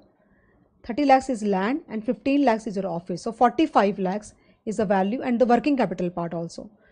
So 45 lakhs is your investment in land and building, and 10 lakhs is your working capital. This is what you will take it down here. These are all in yuan, okay? And then post-tax salvage value for the land, post-tax salvage value for the office.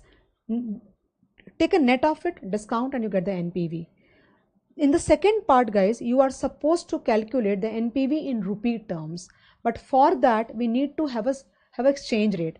A spot rate is given to you. You will calculate the forward rate for year 1 using the 2 interest rates, and then forward rate for year 2, convert and discount at the interest rate given for rupee. That is, I think, 12% or something. Yes, 12%.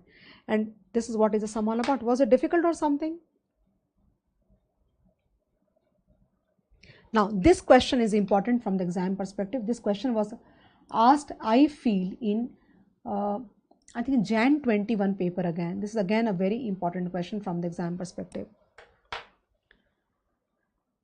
Are you good, guys? Can we move ahead now? Hardly 3 questions, 10 minutes each, and we are done.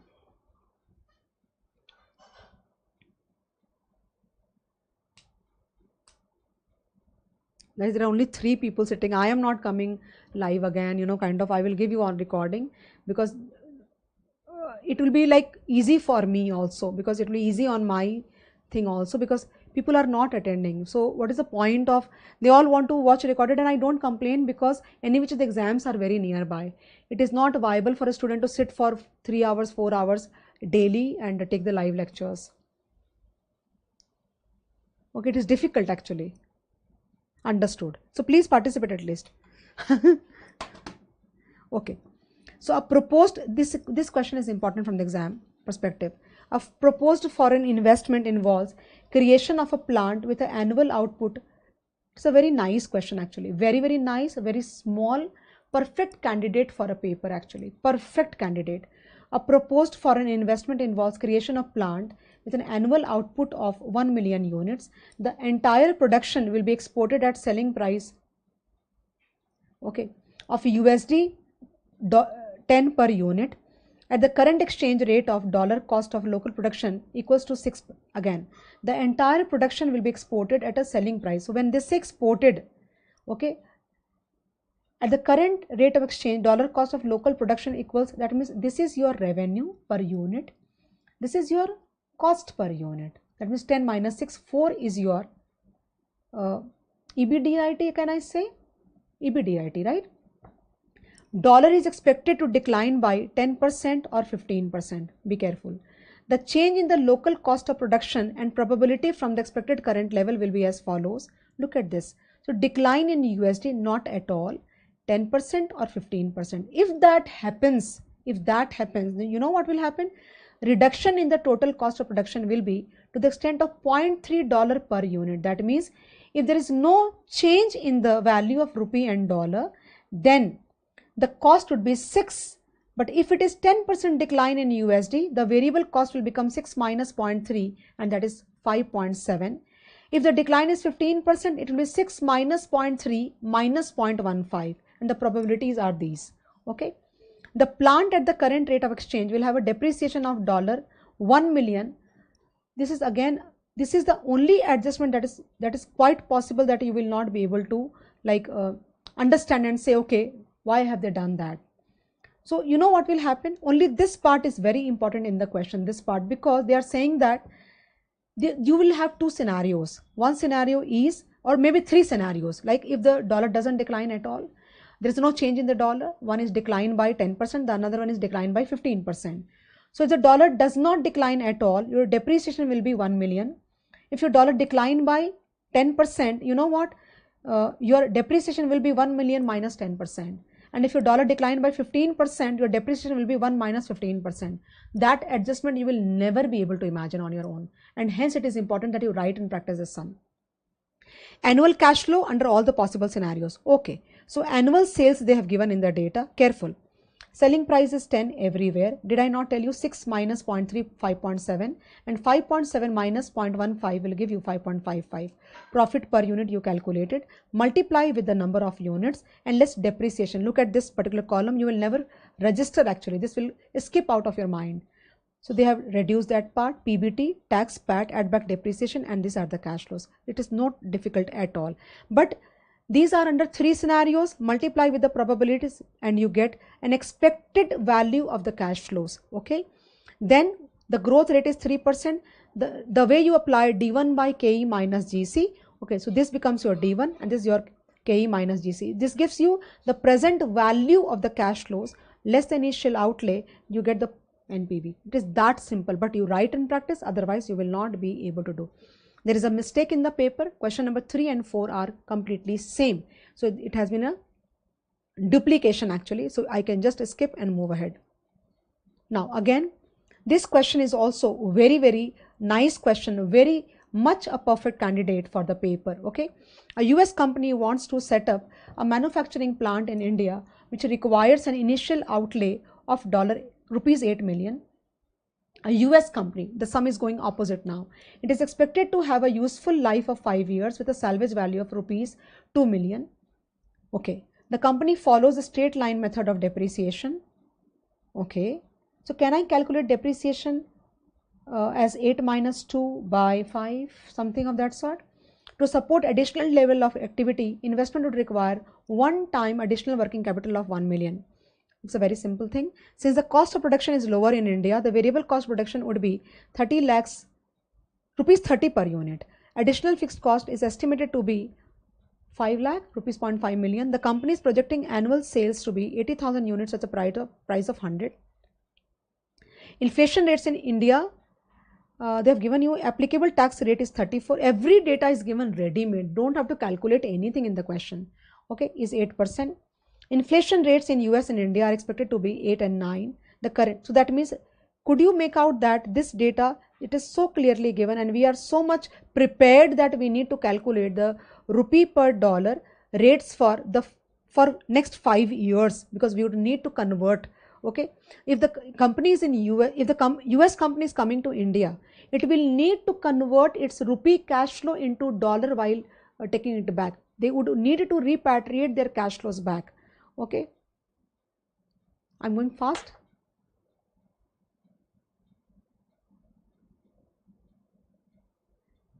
Which one, Harsha? Which one? Tell me. Scenario 3. Okay, I'll come back again. I thought it is easy. Okay, relax. Annual sales is 10 lakh, 10 lakh, 10 lakh. Selling price 10, 10 and 10 everywhere, and they gave you some data like this. Reduction in local cost, look at this, additional reduction. So they reduced, it will be 6 minus 0.3 minus 0.15. Okay. Then we have, you get profit per unit. Okay. 5. It is simple, Harsha. I mean 6 minus 0.3 minus 0.15 will give you 5.55. There, it is written there, additional reduction. So 6 minus 0.3 minus 0.15 will give you 5.55. Okay. And then you multiplied with the number of units. Then depreciation. I told you just be careful about this particular row. Are you fine? Since I'm speaking now, you feel it is like a bit fast. But when you sit with the solution on your own, you will be very much fine, because this question has got only 2 adjustments that you need to be careful of. Okay, this particular column, this one and this one, there is nothing beyond. In this question, these are the only 2 calculations that you need to be careful, otherwise there is nothing in the sum. In this question, there is nothing actually. So if you see here, initial outlay 80 lakhs, you need to read the question. Depreciation is nothing. I told you that they have not told, but in this solution, if there is no change in the rupee per dollar rate, 10 lakh will be the depreciation. If the dollar declines by 10%, then 10 lakh minus 10% will give you 9 lakh. Okay. And if dollar declines by 15%, then this will be 10 lakh minus 15%, 8 lakh 50,000. That's all. So you calculate additional working capital, total is 90 lakhs. This is, since the US company is investing in India, So this is suppose India, okay, and this is suppose US. So this time US people are coming to India. So basically dollar is coming to India. So while going back, they will convert rupees into dollar. Okay, so look at this. 90 lakh is your investment required in the project. Divide by 72 will give you the value, how much they need to invest, okay, in terms of dollars. And then they calculated the exchange rate. I don't want to explain this at least, okay. This is done. Then annual cash flows, guys, is sales 80,000 into every data is given to you, every data, okay. This is the sales value, this is the variable cost, this is the additional fixed cost, depreciation is divided, this is the cost, this is the salvage value, divided by 5, depreciation, PBT, tax, add back depreciation. Is this something new that we do not know? No, we know all of it. And then guys, what they have done, they have taken this cash flow for every year. Look at that, every year. Can you see? 1, 2, 3, 4, 5, and converted all the cash flows in dollars using those exchange rates, okay. And they also converted the release of working capital at the rate of the 5th year rate. This is here. And now salvage value that they are going to get at the end of the project, that also they divided and got here, okay. Now they have just taken a summarization. So this is $1,25,000, okay. And I mean, I am not finding anything difficult in this. Why should I even get into explanation also, guys? This is not difficult question. This level of question you should be able to manage on your own also. Now I can see only 1 or 2 people, guys, here, there. So this is the last question. Tell me if you have any doubt till here. I am ready to explain. Take 5 minutes to see. Take your 5 minutes to understand whether it went well or not. If you have a doubt, you can ask me.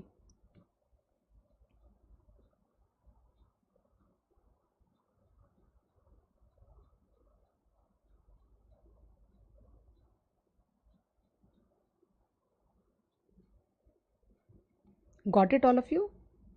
Okay.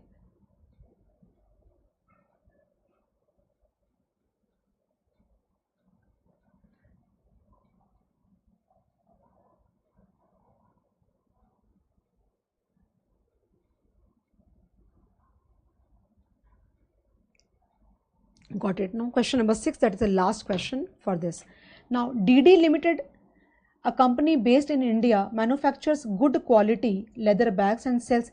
I find this question as incomplete actually. I'll tell you why. DD Limited, a company based in India, manufactures good quality leather bags, okay, and sells to retail outlets in India and USA. The cost of quality leather in India is very high. The company is reviewing the proposal of importing the leather in bulk from USA supplier. The estimate of dollar and Indian rupee cash flow in nominal terms for this proposal is given below. Now look at this. So here, guys, they have given you net cash flows, okay. So in US it is like this is a cash flow, and in India this is what is the cash flow, okay. If not imported, cost of leather to be purchased in, okay. They have given the cost actually. So guys, you know, nothing you have to do, you have to just add up the 2 cash flows here, okay. Look at this. So you will first convert your dollar cash flows, this one, okay, this one. Look at this, be careful, be very objective actually. Using these rates you convert into rupee, correct. And then what you do, okay, and then they reduce the value of the cost. Look at this, this is in lakhs, 400 lakhs, 450 lakhs, and if not imported, that means it is in rupee, okay. They deduct here. So total cash flow is given to you. What I thought was, if I would have done the question on my own, if I would have done this question on my own, I would have added this and this first. What do you say? What do you say? I would have added these 2 to get total revenue, and then deducted this one to get my this column, so that I get my cash flows. What do you say? I would have first added my dollar cash flows converted into rupee with the Indian. See, they are doing business. They are selling the leather bags in 2 countries, India and US. So Indian cash flows are in rupee only, but the dollar cash flows need to be converted in rupees, correct now? And then deduct the cost. So you get these cash flows, a discount. I mean, I did not find anything in the question. In fact, they should have given, if suppose you are checking on the fact that whether I should, if you are trying to find out that whether we should import leather or not, that means you should have given the import cost of the leather also. There, in short, we should have two solutions here. One solution in case we import the leather, and second case in case we do not import the leather. And we would have calculated NPV by two methods, and whichever was higher, it is already negative. So we have to reject the project. This is done, guys. We are done with the topic. I think we should wind up. It's high time. And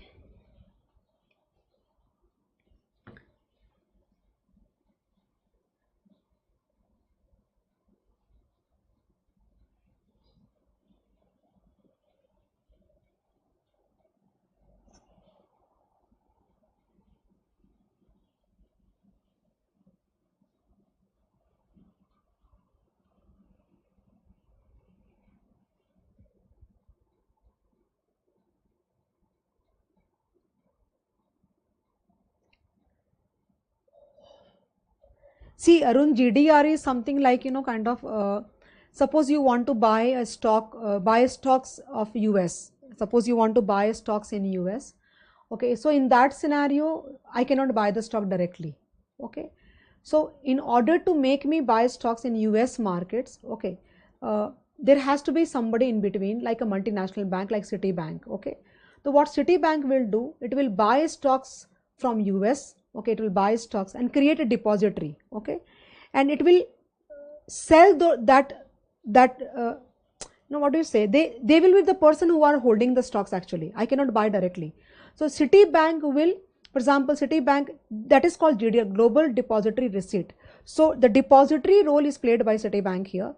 Okay, so they will keep those stocks. For example, if they buy Facebook stock from US, okay, so they will behave like a depository. They will keep all the stocks with them. If I want to buy in India, then I can buy directly from Citibank.